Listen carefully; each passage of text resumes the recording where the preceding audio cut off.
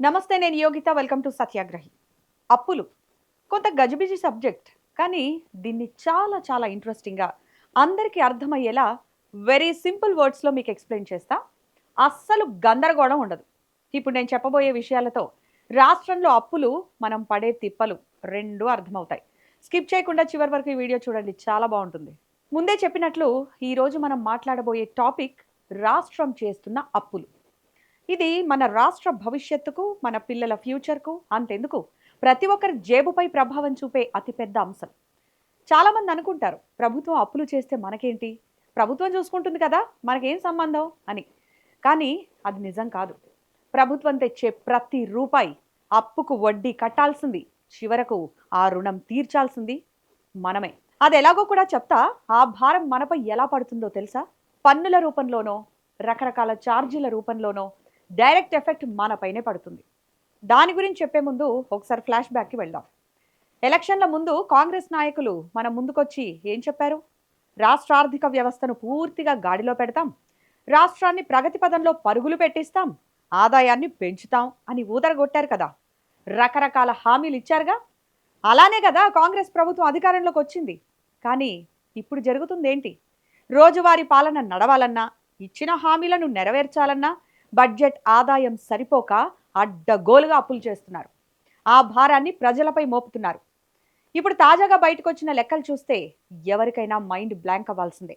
RBI అంటే reserve bank of India నిర్వహించే security బాండ్ల వేలంలో పాల్గొని వేల కోట్ల రూపాయలు తెచ్చుకోవడమే పనిగా పెట్టుకుంది రేవంత్ సర్కార్. గత నెలలోనే, అంటే కేవలం ఒక్క నెల వ్యవధిలోనే బహిరంగ మార్కెట్ నుంచి ఏకంగా 13,500 కోట్ల అప్పులు తెచ్చి ఒక ఆల్ టైమ్ రికార్డు నెలకొల్పింది. సరే, గత నెలలో అంత పెద్ద మొత్తంలో అప్పు తెచ్చారు కదా, ఈ నెలలో కాస్త తగ్గుతారేమో అనుకుంటే పొరపాటే. ఆ అప్పులు సరిపోలేదు. ఫ్రెష్గా ఈ మంగళవారం రోజున ఆర్బీఐ నిర్వహించిన సెక్యూరిటీల వేలంలో మరో 2,500 కోట్ల రుణాన్ని అస్సలు లేట్ చేయకుండా సమీకరించేసింది. మరి ఎంత వడ్డీకి ఇంత అప్పు తెచ్చారో తెలుసా? అది కూడా చెప్తా వినండి. మంగళవారం రోజు తెచ్చిన ఈ 2,500 కోట్ల అప్పుని వేర్వేరు కాల పరిమితులతో వేర్వేరు వడ్డీలకు తీసుకుంది రేవంత్ సర్కార్. ఫస్ట్ 13 ఏళ్ల కాల పరిమితితో 7.62% వార్షిక వడ్డీకి 500 కోట్లు తెచ్చారు. రెండోది 18 ఏళ్ల పీరియడ్తో 7.69% వడ్డీకి మరో 500 కోట్లు తీసుకున్నారు. మూడో దానికి 23 ఏళ్ల కాల పరిమితితో 7.69% వడ్డీకే మరో 500 కోట్లు తెచ్చారు.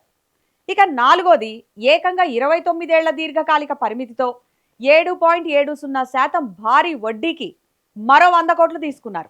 ఇలా వేర్వేరు పద్ధతుల్లో మొత్తంగా 2,500 కోట్లు ఆర్బీఐ సెక్యూరిటీల ద్వారా తీసుకొచ్చింది ప్రభుత్వం. ఇలా తెచ్చుకుంటూ తెచ్చుకుంటూ ఎన్ని వేల కోట్లు అప్పు చేసిందో తెలుసా? ప్రస్తుతం అంటే 2026-27 ఆర్థిక సంవత్సరంలో ఇప్పటి వరకు ఆర్బీఐ నుంచి 34,900 కోట్ల అప్పు చేసింది ప్రభుత్వం. ఒక్కసారి ఆలోచించండి. 2026-27 ఆర్థిక సంవత్సరం ప్రారంభమై కనీసం 4.5 నెలలు కూడా నిండలేదు. అప్పుడే ఇన్ని వేల కోట్ల అప్పు అంటే మన ఆర్థిక పరిస్థితి ఏంటి? ఈ ఏడాది తీసుకోవాలనుకుంటున్న అప్పులో ఈ 4.5 నెలల్లోనే 44% అప్పులను సేకరించేసింది. మరి సంవత్సరంలో సగం రోజులు కూడా కాకముందే వార్షిక అప్పుల కోటాలో సగానికి దగ్గరగా వాడేశారంటే పరిస్థితి ఎంత తీవ్రంగా ఉందో అర్థం చేసుకోవచ్చు. ఇప్పుడు మరింత డీటెయిల్డ్గా చూద్దాం. వీక్లీ ఎంత అప్పు చేస్తున్నారో ఒకసారి పరిశీలిస్తే మొత్తం స్టోరీ మీకే అర్థమవుతుంది. గత 5 వారాల్లో, మీరు కరెక్ట్గానే విన్నారు, సరిగ్గా 5 వారాల్లోనే ఆర్బీఐ నుంచి ఏకంగా 16,000 కోట్ల రుణాలను తీసేసుకుంది ప్రభుత్వం. సాధారణంగా ప్రభుత్వం ప్రతి త్రైమాసికానికి తమకు ఎంత అప్పు కావాలో ఆర్బీఐకి ప్రతిపాదనలు పంపుతుంది. అందులో భాగంగా జూలై నుంచి సెప్టెంబర్ వరకు ఉన్న ఈ Q2లో తమకు 21,000 కోట్ల అప్పు కావాలని ప్రభుత్వం ఆర్బీఐని కోరింది. కానీ ఇక్కడ విశేషం ఏంటంటే, సెప్టెంబర్ చివరి నాటికి తెచ్చుకోవాల్సిన ఆ 21,000 కోట్లలో ఏకంగా 75% పైగా మొత్తాన్ని ఆగస్టు ఫస్ట్ వీక్కే లాగేసింది. అంటే త్రైమాసికం ముగియడానికి ఇంకా చాలా సమయం ఉంది. కానీ కావాల్సిన అప్పులో 30% అప్పును ఆగస్టు మొదటి వారానికే తెచ్చేసుకుంది మన ప్రభుత్వం. ఒకసారి లాస్ట్ ఇయర్ కథ కూడా చూద్దాం. ఒక్కసారి వెనక్కి వెళ్ళి ఆ డీటెయిల్స్ కూడా పరిశీలిద్దాం. గత ఆర్థిక సంవత్సరంలో మొత్తంగా 54,009 కోట్ల రుణాలు మాత్రమే సమీకరిస్తాం అని రేవంత్ రెడ్డి సర్కార్ రాష్ట్ర బడ్జెట్లో అధికారికంగా ప్రకటించింది. బడ్జెట్ అంటే సభలో ప్రజాప్రతినిధుల సమక్షంలో చెప్పే లెక్క కదా. కానీ అసలు జరిగిందేంటో తెలుసా? ఆ బడ్జెట్ పరిమితిని, అంచనాలను పూర్తిగా పక్కన పెట్టేసి బహిరంగ మార్కెట్ నుంచి ఏకంగా 85,840 కోట్ల అప్పు తీసుకుంది. అంటే బడ్జెట్ అంచనా కంటే దాదాపు 30,000 కోట్ల రూపాయలకు పైగా ఎక్స్ట్రా అప్పులు తెచ్చారన్నమాట. ఇక ఈ ఆర్థిక సంవత్సరానికి వద్దాం.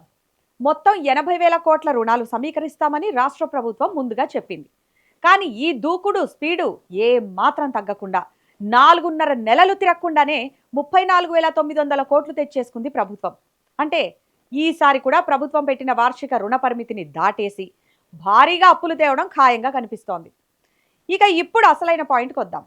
అసలు ప్రభుత్వం ఎందుకు ఇన్ని అప్పులు చేస్తోంది? దీనివల్ల మనకొచ్చే నష్టం ఏంటి?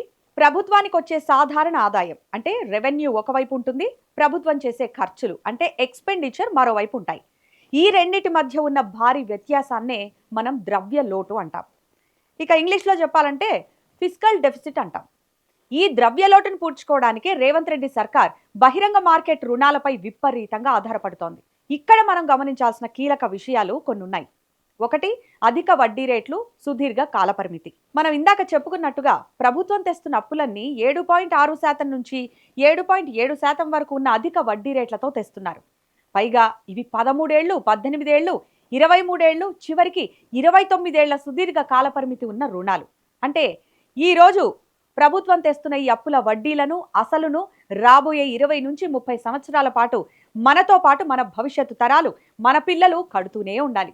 ఎలా కడతారంటారా? ఇంకేముంది, ప్రభుత్వాలు ట్యాక్సులు పెంచుతాయి. దీంతో మనం కొనే ప్రతి వస్తువు ద్వారా మనకు తెలియకుండానే ఆ అప్పు కూడా కట్టేస్తాం అన్నమాట. అంటే అప్పులు తీసుకునేది రేవంత్ ప్రభుత్వం, వాటిని కట్టేది మనం, మన పిల్లలు.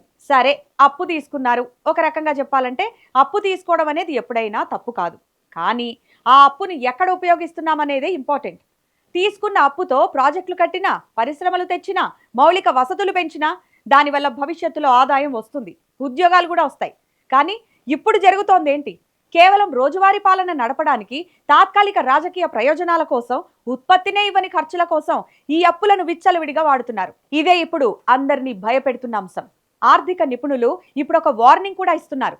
ఆదాయాన్ని పెంచుకోకుండా కేవలం పొలిటికల్ మైలేజ్ కోసం, ఉచిత హామీలు నెరవేర్చడం కోసం, లేదా రోజువారీ నిర్వహణ కోసం ఇలా సుదీర్ఘ కాలానికి భారీ వడ్డీలకు అప్పులు చేస్తూ పోతే రాష్ట్రం త్వరలోనే తీవ్రమైన ఆర్థిక సంక్షోభంలో కూరుకుపోయే ప్రమాదం ఉందని హెచ్చరిస్తున్నారు. ఒకవేళ రాష్ట్రం ఆర్థిక సంక్షోభంలోకి వెళితే ఏమవుతుంది? అభివృద్ధి పనులు పూర్తిగా ఆగిపోతాయి. కొత్త సంక్షేమ పథకాలు రాకపోగా ఉన్న పథకాల అమలు కష్టమవుతుంది. పెరిగిన అప్పుల భారాన్ని తగ్గించుకోవడానికి ప్రజలను రకరకాల పన్నులు, ఛార్జీల పేరుతో ఎడాపెడా బాదుతారు. చివరకు నిత్యావసరాల ధరల నుంచి ఆస్తుల విలువల వరకు ప్రతిదీ ప్రభావితమవుతుంది. చూశారుగా, కాంగ్రెస్ ప్రభుత్వం అధికారంలోకి వచ్చిన నాటి నుంచి ఇప్పటి వరకు అప్పులు తెచ్చిన తీరు, రాబోయే రోజుల్లో ఇది చూపించబోయే ప్రభావం. ప్రగతి పదంలో పరుగులు పెట్టిస్తామని చెప్పి అధికారంలోకి వచ్చిన ప్రభుత్వం ఇప్పుడు అప్పుల వేటలో పరుగులు పెడుతుండడం నిజంగా ప్రతి ఒక్కరూ ఆలోచించాల్సిన విషయం. 5 వారాల్లో 16,000 కోట్లు, 4.5 నెలల్లో దాదాపు 35,000 కోట్ల అప్పు చేయడం అంటే చిన్న విషయం ఏం కాదు. ఇలా ఉత్పత్తినే ఇవ్వని ఖర్చుల కోసం, తాత్కాలిక ప్రయోజనాల కోసం విచ్చలవిడిగా అప్పులు చేసుకుంటూ పోతే భవిష్యత్తు తరాలకు మనం ఎలాంటి రాష్ట్రాన్ని అందిస్తాం? ఆర్థిక స్థిరత్వం లేని రాష్ట్రం డెవలప్మెంట్ సాధిస్తుందా? ఈ అంశంపై మీ అభిప్రాయాన్ని కూడా మాతో పంచుకోండి.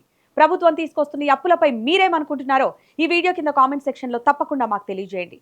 అలాగే వీడియో నచ్చితే లైక్ చేయండి, షేర్ చేయండి. ఇలాంటి మరిన్ని ఇంట్రెస్టింగ్ పొలిటికల్ అప్డేట్స్ కోసం మా ఛానల్ని సబ్స్క్రైబ్ చేసుకోండి. Thanks for watching.